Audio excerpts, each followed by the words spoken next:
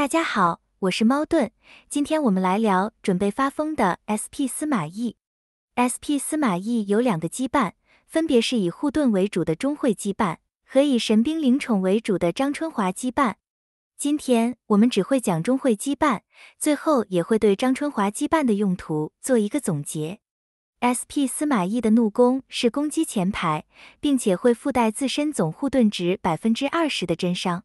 SP 司马懿是个专门玩护盾的武将，身上的护盾越多，他能打的真伤就会越高。不过真伤也是有上限的，伤害不会超过自身最大生命值的 35%。SP 司马懿的怒弓也附带了使每一个受击方各转移一个护盾类状态至自身的能力。在目前这个充满护盾的版本， SP 司马懿转移护盾的能力不仅可以用来削弱对面的护盾，自身的坦度和打真伤的能力也会因此而获得提升，真是一举多得。SP 司马懿每成功触发一次护盾转移效果，都会获得5点神兵气势值。这是续 SP 郭嘉后第二个能让神兵加速释放的武将。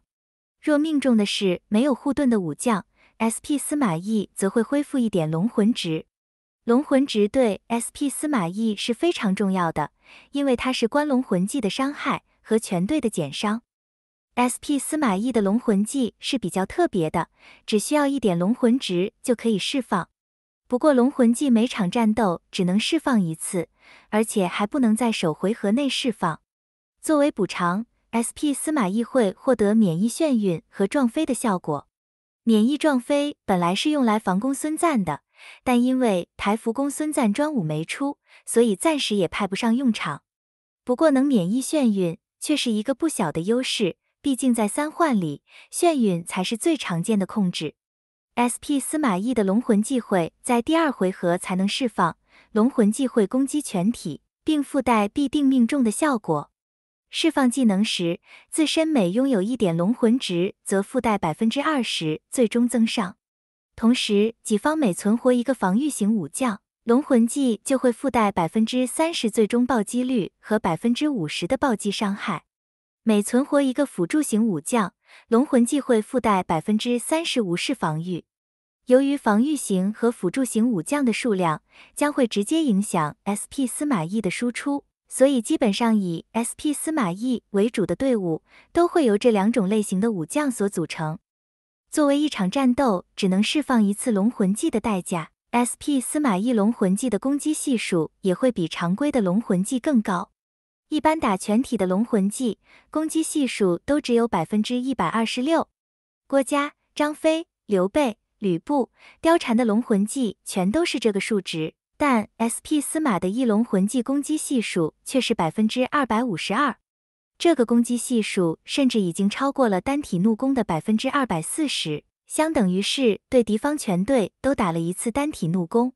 再加上龙魂值增伤，防御型和辅助型武将存活所带来的最终增伤、最终暴击率、暴击伤害和无视防御加成， SP 司马懿在第2回合打出来的龙魂技会非常痛。而且因为附带了必中的效果，即使有卯兔助战也逃不掉。SP 司马懿是典型的第2回合才开始爆发的队伍，首回合全体防御型和辅助型队员是否能生存，将会直接影响龙魂技的伤害，而龙魂技的伤害又会影响 SP 司马懿后续的输出，所以对整个战斗过程都会很大影响。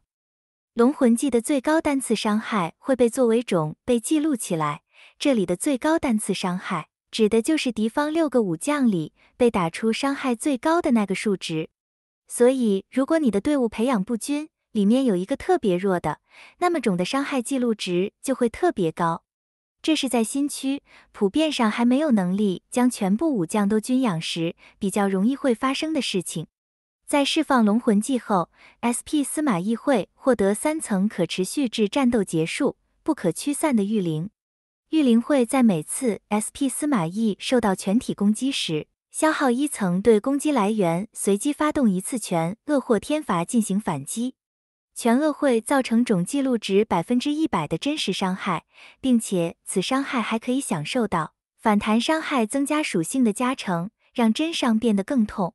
天罚则是会造成总记录值100%的法术伤害，并附带50%的最终爆击率。由于不是真伤，所以天罚的伤害还会受到目标的防御值影响。天罚一旦产生暴击，就会使受击方的格挡率下降10%，对神兵和灵宠伤害的格挡率还会额外再下降30%，持续到战斗结束。对比全恶，天罚会更偏向功能性。在目前遍地都是格挡率的环境里，这个能力还是很好用的。降低格挡率，其实就是变相的提升队伍后续的所有输出，当中也包括了神兵和灵宠在内。如果没意外，全恶和天罚所造成的攻击都会类似反弹伤害，是不可闪避的。所以 SP 司马懿天生就克制卯兔和群攻武将，这也是吕布和女团打不赢 SP 司马懿的原因。异火被动会让 SP 司马懿在每次获得护盾时，随机驱散一个负面状态，并且还会优先驱散控制状态。由于自身免疫眩晕，这也间接提高了冰封被驱散的概率。异火被动的第二个能力，若获得的护盾值超过自身最大生命值的30%，则相邻武将也可共享驱散负面状态的能力，并且 SP 司马懿和相邻武将还可以多获得一个免疫下一次控制状态的效果。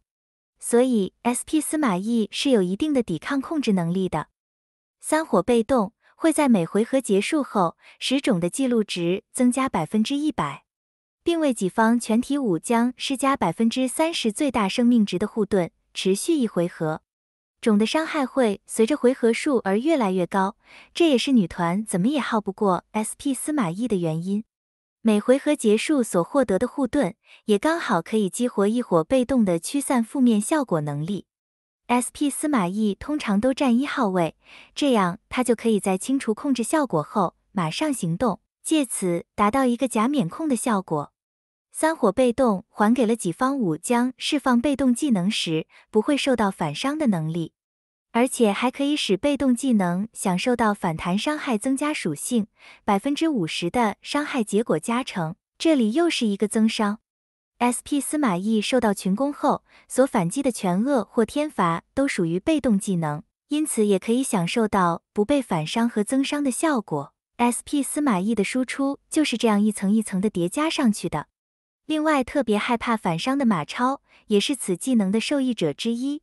有了 SP 司马懿三火技能的保护，不仅马超的连击伤害可获得提升，从此还可以不必再害怕反伤。三火被动的第三个能力会使 SP 司马懿在己方每次释放神兵后获得3点龙魂值和300点怒气，这是 SP 司马懿最大的龙魂值来源，这样就可以确保 SP 司马懿在第2回合释放龙魂技前至少有3点龙魂值可以用来增加龙魂技的伤害。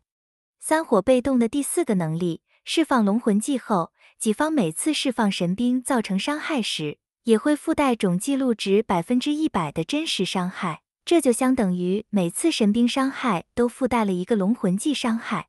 三火被动的最后一个能力，给了 SP 司马懿释放龙魂技后，每次获得1点龙魂值就获得1层御灵的能力，每回合最多获得5层。有了御灵的补充， SP 司马懿就可以继续对敌方的群攻武将释放全恶或天罚来造成更多的伤害了。五火被动的第1个效果只会在战斗前2回合内生效。SP 司马懿没有1点龙魂值，己方防御型武将的伤害结果减免就会提升30%，辅助武将无视防御抗性会提升30%。如果有3点龙魂值，就是90%的减伤，这对全队的生存能力都会有很大的帮助。这也是为何 SP 司马懿要占1号位，先行动获得龙魂值的原因。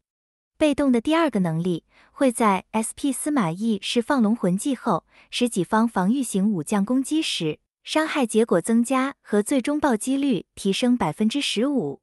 再次提升了 SP 司马懿在第2回合后的输出。最后是灵宠攻击的暴击率也会提升30%。五火被动的另一个能力会使 SP 司马懿每次释放天罚时，有80%概率追加1次全恶。并且还会使全鳄造成伤害时，为自身施加伤害值等量的护盾。有了无火被动后，全鳄就等同是必定会发动，这样 SP 司马懿就会有更稳定的伤害。而且伤害转护盾的能力，也可以提升 SP 司马懿的生存能力。虽然 SP 司马懿主要的能力都在3火上，但和生存相关的能力却都在5火上。为了要有能撑过第1回合的能力，所以 SP 司马懿还是必须要拉到5火的。接着来简单的说一下钟会羁绊的能力，它可使 SP 司马懿获得的护盾量提升，防御型武将持有护盾时受到的反弹伤害降低，并获得反弹伤害增加属性乘 50% 的最终免伤和最终增伤。这已经是第3个和反弹伤害属性挂钩的能力，这次还涉及到了减伤，也再次凸显了反弹伤害属性对 SP 司马懿的重要性。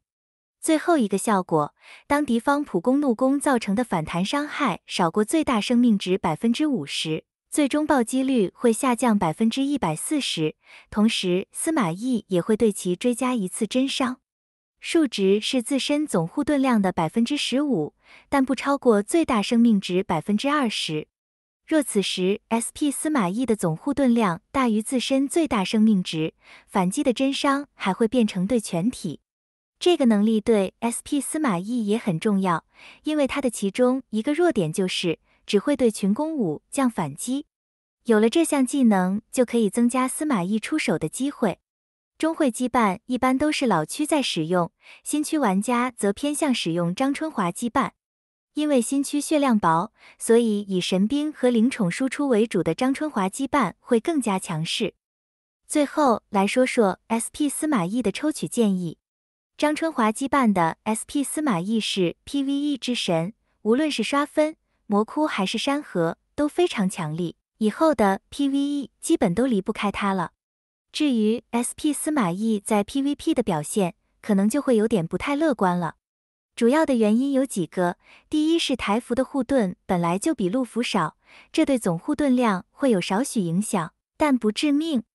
第二是台服相柳上线的时间过早，相柳是可以削盾的，这对 SP 司马懿的强度会有负面影响。第三是配件还不齐全，SP 司马懿是个需要整体的队伍，所以每一个队员都很重要。台服的命魂张星辰还未上线，在坦度上本来就有所缺失，现在再加上其他配件，比如司马师、命魂许褚，这些加盾的都还没有上，但削盾的却先来了。这些都会造成 SP 司马懿完美的错过了该有的最强时期。按现在的形势来看， SP 司马懿的神念队应该会被五子队完克，所以要实现完全统治，已经是不太可能。现在也只能期待和命魂马超组队的蜀控队还能有所发挥。SP 司马懿的使用期仅到 SP 关羽上线为止，当然在下线的这段期间依然可以在2队3队中使用，之后在 SP 曹仁上线后又会短暂回归。考虑到 SP 司马懿的神念队本来就是一支非常昂贵的队伍，再加上目前在 PVP 也占不到太大的便宜，所以不建议小氪无氪玩家去抽取。现在 SP 司马懿最大的价值是在 PVE 上，中氪玩家就看自己的资源够不够抽 SP 关羽，再决定要不要为了 PVE 而抽 SP 司马懿吧。好了，今天的视频就分享到这里，感谢大家的收看，我们下期再见。